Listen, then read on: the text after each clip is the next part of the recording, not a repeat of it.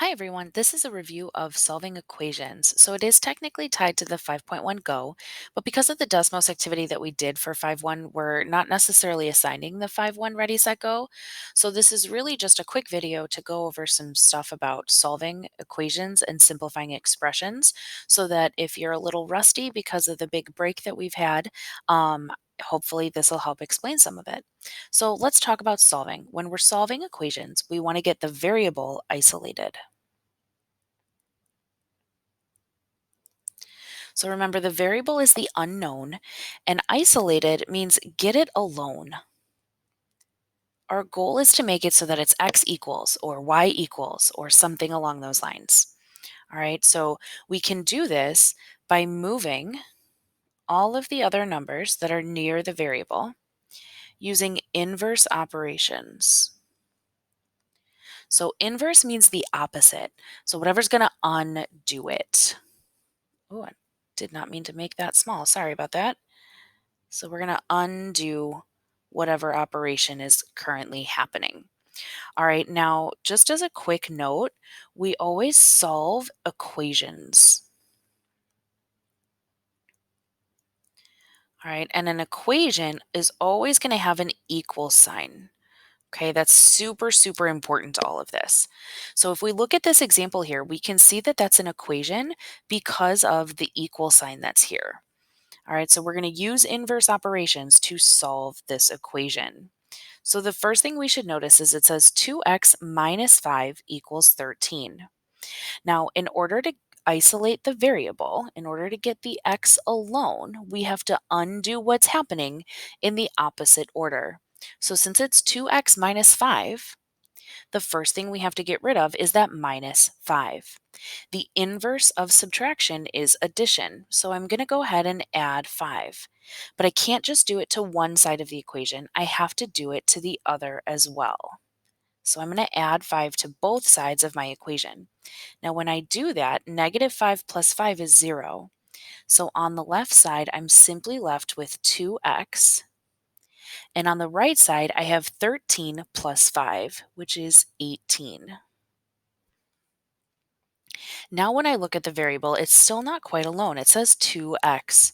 Well, 2x really means 2 times x. We just don't write the multiplication symbol. Well, if it's got multiplication, then to undo it, I'm going to need to divide both sides by 2. So 2 divided by 2 is 1, and I'm simply left with x equals 18 divided by 2 is 9. So my solution here, or my answer, is x equals 9. And we just solved that equation. Now, there's something important here to talk about. Sometimes we may need to simplify one side of an equation before we can solve. So we have to talk about these different strategies for simplifying because this is different than solving.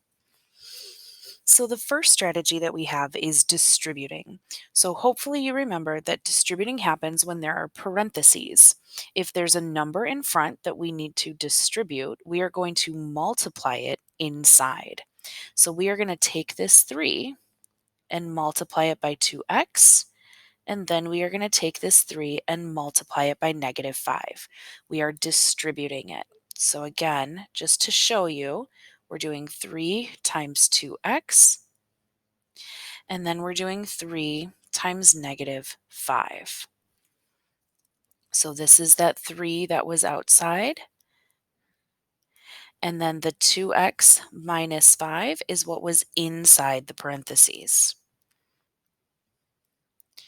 3 times 2x is going to give us 6x, and 3 times negative 5 is going to give us minus 15. So when we distribute that 3 inside, that is now our simplified expression.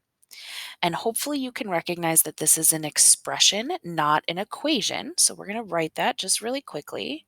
This is an expression. And the reason we know that is because there's no equal sign. So expressions are just pieces of equations. The next thing we can do is we can combine like terms. So hopefully when you guys look at this, you can recognize that we have a 2x and we have a negative 8x. Those are like terms because they have the same variable and same exponent. So we can put them together simply by adding them together. So 2x minus 8x is going to give us negative 6x. And then this negative 7 didn't have any like terms, so I can't really do anything with it. All I'm going to do then is bring it on down and put it at the end. So my simplified expression there is negative 6x minus 7. Now you'll notice in this last example, we have to do both because there's parentheses and there's going to be like terms. Now remember, when we do this, you always have to distribute first.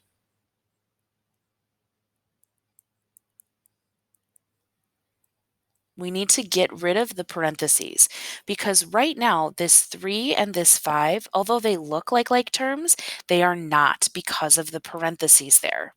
So we need to get rid of those parentheses. We're going to take the number that's in front and distribute it inside. Remember, distribute means multiply. Now the 5 is just going to stay out front, and we're going to do negative 2 times x, which is negative 2x. And we're going to do negative 2 times 3, which is negative 6. Now if we look, we can find those like terms, and it's 5 and negative 6.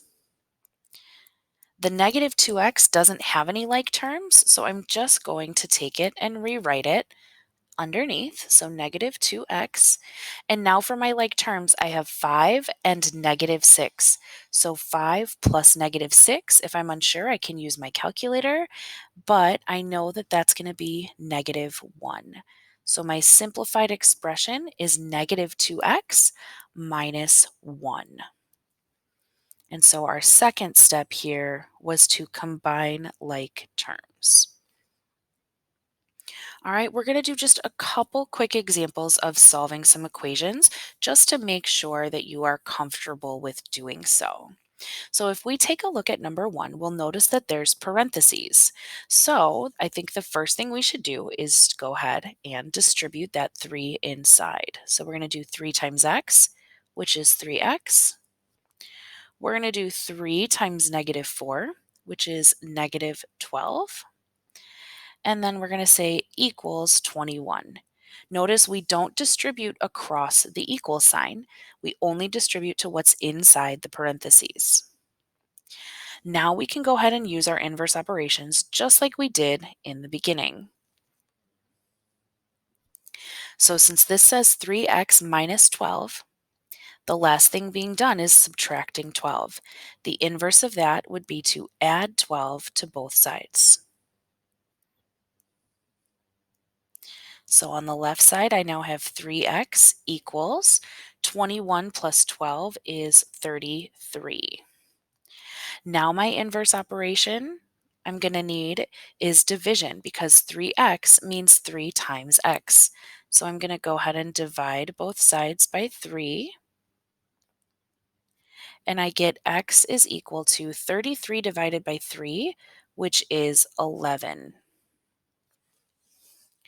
Now, some of you may recognize that there is a different way to solve that one, so I am going to solve it at the bottom just really quickly to show you another way. So this says 3 times x minus 4 equals 21. Now, because there's nothing else being added after the parentheses, we can do this. So since this says 3 times this quantity, I can simply divide both sides by 3. And on this side, I'm then left with x minus 4 equals 21 divided by 3, which is 7. And now I can use my inverse operation to add 4 to both sides, and I get x is equal to 11. So you'll notice I get the same answer regardless of which way I choose to do it. But you cannot always do that. So you have to pay attention to whether you are able to actually divide or not. So I always kind of say, when in doubt, just go ahead and distribute because that way is always going to work. Okay? Question 2. We should notice that there are some like terms here. So we have negative 2x and we have a negative 6x. If we put those together, so negative 2 plus negative 6 is going to give us negative 8x. Then we have plus 5, because it didn't have any like terms, equals 85. Now we can use our inverse operations to go ahead and solve. So negative 8x plus 5, that means the first thing I'm going to have to undo is that plus 5. I'm going to do that by subtracting 5 from both sides of my equation. So I get negative 8x equals 80. And now negative 8x really means negative 8 times x. So my inverse operation is division. I'm going to go ahead and divide both sides by negative 8. And I get my answer is x equals negative 10. And we have one more example to go through. Now you'll notice this example has parentheses and something being added to it, and then it's got the equal sign. So it is not like number 1, which means the first thing we're going to have to do is distribute. So take that 5 and multiply it inside. So we have 5 times 2x is 10x. 5 times negative 7 is negative 35. And then the plus 13 is just going to come down, and the equals 98 is just going to come down. Now if we look, we should see that there are some like terms right here. So we're going to go ahead and have 10x, and then let's see, that's going to be minus 22 equals 98. And I got that minus 22 by doing negative 35 plus 13. So you can grab your calculator and double check to make sure that I did that correctly, because we do know that Miss J makes mistakes. But now we can use our inverse operations. So 10x minus 22, that means I'm going to need to get rid of that minus 22 first. I'm going to add 22 to both sides. So that cancels. And I'm left with, let's see, on this side I have 10x, and this is going to equal 120, I think. 9, 10, 11, 12. Yep, got it. And then 10x really means 10 times x, so I'm going to go ahead and divide both sides by 10. And I get as my final answer, x is equal to 12.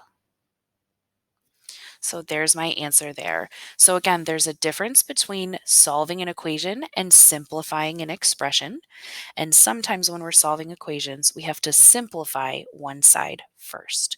So as we move along in Module 5, and especially once we get into Module 6, we are going to be solving some pretty complex equations. So I just want to make sure that you're comfortable doing these ones. If you have any questions, please make sure that you reach out to me so that we can get them answered. Thanks for watching.